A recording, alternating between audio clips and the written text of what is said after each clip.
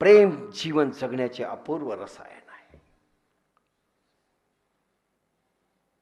जीवनात घृणा, क्रोध, वैमनस्य, ईर्ष्या आहे, त्याने जीवन तुमचंच विषारी होतं. हे पहा, तुम्ही तुमचे शत्रू आहात. भगवान गोपाल कृष्ण गीतेमध्ये म्हणतात,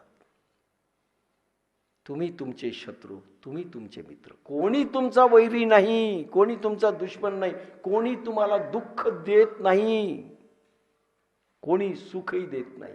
तुम्ही काय घेता, वाटून घेता त्याच्यावर आहे. दोघं बोलायला लागले, नक्की, आणि त्याच्याकडे पाहिलं, हसले, माझ्याच विषयी बोलले, माझ्याच विषयी बोलले. तुम्ही दुःख वाटून घेतलं, ते दुसऱ्याविषयी बोलले असतील. हे सगळं असंच आहे, जगात सगळं असंच चालतंय. प्रेम जीवन जगण्याचे अपूर्व रसायन आहे. जीवनात घृणा, क्रोध, वैमनस्य, ईर्ष्या याने जीवन विषारी होते, विषाक्त होते, रक्तामध्ये विष पसरतं. त्याच्याने डायबिटीस, बीपी, हार्ट सगळे रोग निर्माण होतात. प्रेमाची आग विझली की विषाची निर्मिती होते आणि ते विष तुम्हाला मृत्यूपंथाकडे नेतं, रोगाच्या रूपात. क्रोध काय करतो? सायकॉलॉजी वाचा तुम्ही. क्रोध निर्माण झाला, श्वासांचे कोठे, रक्तांची खवळ कशी निर्माण होते आणि विकार कसे बळावतात. ही पिलावळे बरं का, एक घुसलं की बाकी घुसतात. पिलावळे यांच्या फौज फार विशाल आहे. क्रोध, त्याची मावशी, ईर्ष्या, त्याची मावस बहीण, द्वेष, हे सगळं फार प्रचंड आहे ही पिलावळ. एक घुसलं की बाकीची पिलावळ येते आणि खुर्च्या घेऊन तुमचं ताबा घेते. इंद्रियांचा, शरीराचा, मनाचा, आणि देव शक्ती पळून जाते. ही पिलावळ घुसली की भय सगळे एक दुसऱ्याचे आहेत.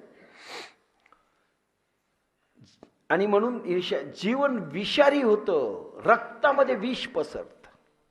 आणि म्हणून असं म्हणतात 80-90% बिमाऱ्या मनाच्या आहेत. मनाच्या म्हणजे खरं विकाराच्या आहेत. कोणी म्हणतं मेंटल टेन्शन घ्यायला, एक साधा शब्द आहे, त्याच्याने होत नाही. विकारांच्या लहरी सतत निर्माण होतात. ईर्ष्या, द्वेष, मत्सर, लोभ, मोह, आसक्ती, अभिनिवेश, आणि ते तुमचं रक्त विषारी करतात. काय करील डॉक्टर? आणि त्याच्यामुळे विषारी झाल्यानंतर मन टेन्शन घेतं, त्याला प्राणकोठेही मिळत नाही, रक्तामधून ग्लुकोजचा साठा मिळत नाही, ते फिब्बेल होऊन जातं. त्या दैवी शक्तीने उत्पन्न झालेले मन, बुद्धी सगळे निकामी होतात, सगळे निकामी होतात या तुमच्या क्रोध लहरींनी. आणि पण तेच विष रूपांतरित होऊन अमृत बनते. प्रेम उत्पन्न झालं की हे सगळे विकार पळून जातात. मग आनंद, प्रेम, प्रसन्नता, दया, क्षमा, शांती, करुणा याची एक फौज आहे. ती येऊ लागते आणि एकेका इंद्रियांचा ताबा घेते. तेच विष पुन्हा अमृत बनतं. अमरो भवती अमृतो भवती. बोललोय मी नारद भक्ती सूत्र 1-2 प्रवचनात, पहिल्याच प्रवचनात येते.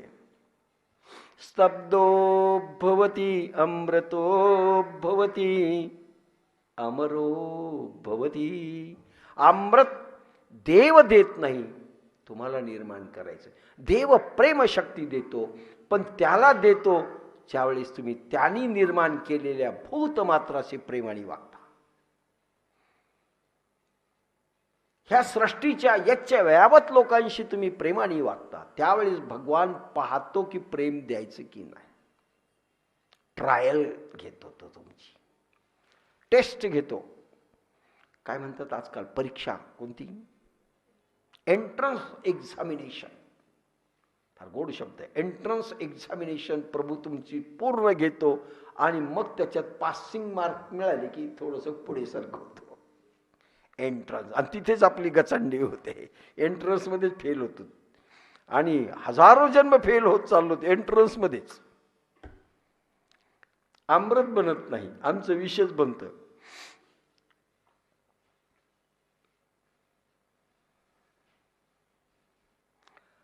अमृत बनते. जी कला हे बनवते त्याला धर्म म्हटले आहे. ज्या कलेने प्रेम निर्माण होतं आणि ज्या प्रेमामुळे अमृत तुषार रक्तामध्ये निर्माण होऊन मनामध्ये आणि बुद्धीमध्ये अमृत बनते, त्या कलेला, त्या पद्धतीला धर्म म्हणतात. धर्म. आणि ती धर्मानिहित कर्म उत्पन्न झालं की ती भक्ती बनते. धर्माधिष्ठित कर्म उत्पन्न झालं की ती भक्ती बनते. उदाहरणार्थ, आता याला काय करायचं, हे जे विष आहे तुम्हाला लक्षात घ्या. आता हे राहणार नाही का? हो, क्रोध, ईर्ष्या, द्वेष, मद, मोह, मत्सर हे सोपे नाहीत बरं का कंट्रोल करणं. सोपे नाहीत. याचं खत बनवायचं. खत कशाचं बनतं हो जमिनीत? चांगल्या गोष्टीचं बनतं का? जितकं सडलेला पार्ट असेल, सडका, तुमच्या गोवऱ्या देखील सडलेल्या पाहिजेत, नाही तर सडवल्या जाते, ते टॉप खत आहे. तुमचं संडास सोन खत हे A1 खत आहे. जे आपलं घरी वास देखील घेत नाही ते A1 खत आहे.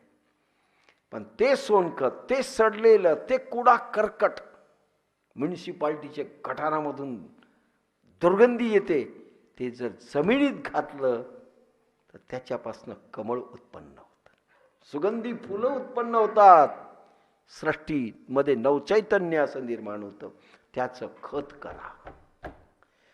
ह्या सगळ्या क्रोधी माणूस असेल, लक्षात घ्या, जास्त क्रोध असणारा जास्त प्रेम करू शकतो. जास्त सेक्स असणारा कामी हा जास्त रामाकडे एकदा वळला की जाऊ शकतो.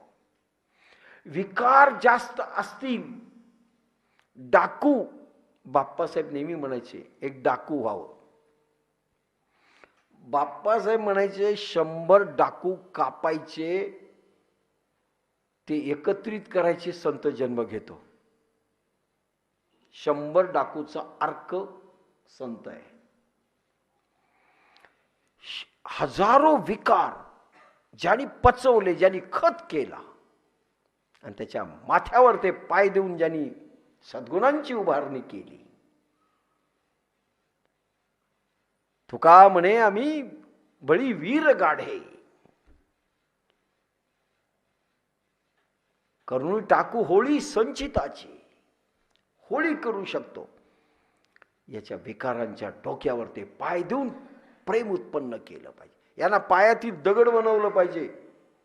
हाच क्रोध प्रेमात टर्न करायचा आहे. हीच ईर्ष्या सुनामी लाटेमध्ये निर्माण करायची. हे विष अमृत करायचं आहे. विष अमृत करायचं आहे. भगवंतानी का विष दिलं आम्हाला? अमृत करण्यासाठी. खत करा, त्याचा खतासारखा उपयोग करा. अरे वाल्याकुळी वाल्मिक ऋषी झाले, लक्षात घ्या.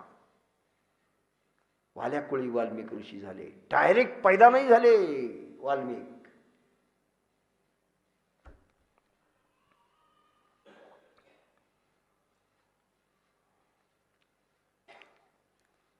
महावीरामध्ये किती ताकद होती माहिती आहे तुम्हाला? 5 वर्षाचे महावीर असताना एक हत्ती चालला, माहूत चालला रस्त्याने, आणि तो माहूत हत्तीला मारत होता आणि यांनी शेपटी धरून ओढली. 5 वर्षाचे महावीर आहेत. तो हत्ती सरकन माहुताने मारल्यानंतर सगळे पाहायला लागले हत्ती का सरकत नाही. पाहिलं तर एक पोरग शेपूट ओढतंय लहान. पाहिलं तर राजकुमार. त्यावेळेस त्यांना महावीर नाव पडलंय. छोटं वीर नाही, महावीर. 5 वर्षाचे. इतका ताकदवर हा धैर्यवान पुरुष टर्न झाला की अध्यात्मामधला महावीर झाला. किती विकार असतील नसतील असं समजू नका, पण सगळ्यांचं खत केलं. आणि हे विकार जाऊन त्याचं रूपांतर अमृतात विषयाचं करण्याकरता तर 12 वर्ष लागले. सोपं आहे का? किती रूपांतर करावं लागतं. हे रूपांतरण, ट्रान्सफॉर्मेशन करावं लागतं. ह्याच लहरी अमृत बनतात. विकारांच्या लहरी अमृत बनतात. लक्षात घ्या. त्याच अमरत्वाकडे नेतात आणि त्याच यमलोकाकडे नेतात. लक्षात घ्या काय ते. खत दुर्गंधी देते पण रूपांतरण फूल बनते. खत फूल बनवतं. भीती असेल, माणूस दूर जातो. भित्रा माणूस त्याचे कोणी मित्र नसतात. तो कोणाच्या जवळ गेला तरी त्याला भीती वाटते. ज्यावेळेस तुम्हाला वाटेल ना आम्हाला फलाण्याची भीती वाटते, अजून प्रेम नाही धागा उत्पन्न झाला. साधकांना भीती वाटते, शिक्षकाची भीती वाटते, याची भीती वाटते. भीती, संकोच ह्या अजूनही लहरी खत बनल्या नाहीत. लक्षात घ्या मी काय म्हटलं. कशाची भीती वाटते? उंदीर आला तर भीती. उंदीर जर घरात आला 4-5 बाया पळायला लागतात. वाटतं सिंहच आला, मग वाटतं नाही उंदीर होता. कशाची भीती वाटते? भय, अमरता नाही. भीती असेल तर माणूस दूर जातो, एकांतात राहतो. प्रेम जवळीक साधते. प्रेम असेल तर काय करील? खाईल का? मी प्रेम देतोय. अरे अंगुलीमाल डाकूला बुद्ध गेले नाही भिले. मीरेला मारताना तलवार धीराने डोक्यावर उचलली आणि मारणार, तिने मान खाली घातली. भीती नाही. आणि जिथे भीती आहे तिथे परमात्मा नाही. लक्षात घ्या. भीती आणि परमात्मा, भीती आणि भक्त, भीती आणि साधक संपला. लगेच उठतात. बाबा आमचं समजा आमचं उलट सुलट झालं तर, आम्हाला का नाही स्वप्नामध्ये सापच दिसला, तो डसेल का हो येऊन? अरे कशाची भीती? यम जरी समोर आला भिने नाही. कधी भ्याल? साध्या माणसाची भीती वाटते, साध्या प्राण्याची भीती वाटते, साध्या संकटाची भीती वाटते, साध्या रोगाची भीती वाटते. हा देव बनू शकत नाही, हा भक्त बनू शकत नाही, हा व्यवहारातही कुचकामी आहे. हा दूर जातो. प्रेम जर अफाट असेल, डाकूलाही तुम्ही जवळ करता. ये, मी आहे तुझा मित्र. प्रेम जवळीक साधते, अंतर कमी करते. प्रेम तो दूर जाऊ द्या, तुम्ही त्याला ओढता. जवळीक साधली ना कोणी, आत्ताच उदाहरण दिलं. कोणते ऋषी? दोघालाच माहिती आहे, बाकीचे मला असे करायले. कोणते? अंतर कमी करतं प्रेम. ज्या वेळेस भीती नसते त्याच वेळेस प्रेमाचा उदय होतो. लक्षात घ्या. भीती वाटली प्रेम गेलं, प्रेमाचा उदय होतो. उदाहरणात एक उदाहरण दिलं. नानक साधनेला जाऊन बसले स्मशानात. आता पहा, चांगलं ठिकाणच सापडलं नाही नानकाला. गुरु नानक शिखांचे धर्मगुरु पहिले संस्थापक स्मशानात जाऊन साधना करू लागले. भीती वाटली नाही. आता स्मशानात तुम्ही करता का साधना? त्यांनी सांगितले, येथे कोणी मरत नाही. लोक गेले नानकाला विचारायला, हो स्मशानात भूत असतात, तुम्हाला अकराळ विक्राळ दिसतील, इथं मेलेली माणसं येतात आणि तुम्ही साधना करायलेत. नानक काय म्हणले, मेलेले माणसं इथे येतात. अरे मरतच कोणी नाही म्हणले. स्मशानात येतील कसे? कोणीच मरत नाही. आणि जे स्मशानात येतात तेही मेले नाहीत. आणि तुम्हाला सांगू का म्हणले, कशाची भीती वाटते हो तुम्हाला? नानक म्हणाले, अरे प्रत्येकाला एके दिवशी इथे यावंच लागेल. आणि एके दिवशी जर यावं लागेल तर आजच जर आलो तर कुठं बिघडलं? लक्षात घ्या, भीती नाहीये.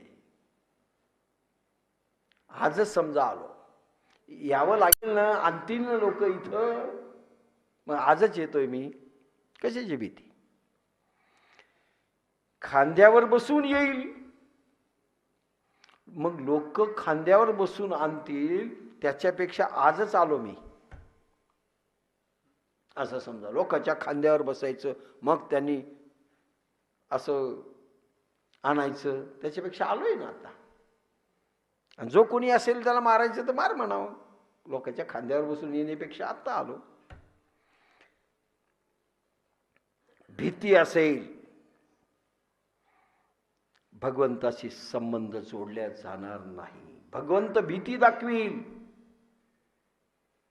भगवान क्षणोक्षणी भीती दाखवतो. बरं, तुम्हाला विकारग्रस्त किती तुम्ही विकाराने दबलेले, विकाराला प्राधान्य देतात का गुणवत्तेला प्राधान्य देतात? भगवान पाहतो. भगशक्तीला प्राधान्य देता का विकाराला प्राधान्य देता? एक एक क्षण तुमच्या समोर आणील, एक एक इन्सिडेंट आणील. एखाद्या वेळेस तीर्थदर्शन, तीर्थस्थान, पूजापाठ लोक भीतीनं करतात. वारी करणारे प्रीतीनं जातात का वारी करायला? तू कबूल केलंस? हो केलं, पण यंदा जाता येत नाही. नाही नाही जमणार नाही, उलट पालट होते. पहा, एक जण नाही गेला, त्याचा भाऊच वारला. असं का? चल भगवंता मारू नको रे, येतो. तीर्थस्थान, पूजापाठ, तीर्थांचं दर्शन, हे सगळं भीतीनं. मग देव कसा जोडल्या जाईल? कारण ज्या वेळेस भीतीनं तुम्ही कर्मकांडांचे, भक्तिमार्गाचे कुठलेही प्रयोग करत असाल, भलेही तीर्थाटन, भलेही पूजा अर्चा, नाही केलं आम्ही पूजा, रामकृष्णांना भीती नाही वाटली. 3 दिवस उपाशी एक जगदंबा की नाहीये, नाही भीती वाटली की जगदंबा मला काय देईल किंवा काय श्राप देईल का पाप देईल, नाही वाटली. नाही करत. नाही तर रोज 3-3दा आरत्या करायची, नाही तर एकही दिवशी नाही. भीती जर पोटात असेल आणि म्हणून तुम्हाला भगवंताची आराधना असेल, आळंदीला आलं पाहिजे बरं का. असं म्हणतात 2-3दा नाही गेलं ना तर उलट झालं ना तुझ्या जीवनात, आळंदीला न गेल्यामुळे शिबिरात. असं का? मग पहिल्यांदा आमचं तिकीट फाडा. भीतीपोटी का प्रीतीपोटी? भीतीपोटी असेल भगवान जोडल्या जाणार नाही. प्रीतीपोटी असेल तर ठीक आहे. तेथे प्रेम पाहिजे, भीती नाही. भीती त्यावेळेस जाते ज्यावेळेस आतील पहिला मेला पाहिजे. पहिलं म्हणजे क्रोध असेल ते मेलं पाहिजे. विकाराचा कुठलाही एखादा पार्ट जर शिल्लक असेल तो मेला पाहिजे तर दुसरा जन्म घेईल. प्रेम कधी जन्म घेईल? क्रोध मेला पाहिजे, लोभ मेला पाहिजे, मोह मेला पाहिजे. ते मेले तर एक एक एक एक एक अशांती मेली पाहिजे तर शांती जन्म घेईल. अंधार मेला पाहिजे तर प्रकाश येईल. लक्षात घ्या, पहिला मेला पाहिजे आणि दुसरा जन्माला पाहिजे. आम्ही क्रोधी राहू आणि प्रेमी राहू, दोन कसं होईल? आम्ही बदमाश आहे आणि शाहू, दोन्ही कसं होईल? एकाला फिश पॉन्ड मिळाला होता आमच्या कॉलेजला, सभ्य गुंड. आता सभ्य आहे आणि गुंड आहे, आता कसं काय होईल? एकत्र दोन्ही नांदू शकत नाहीत.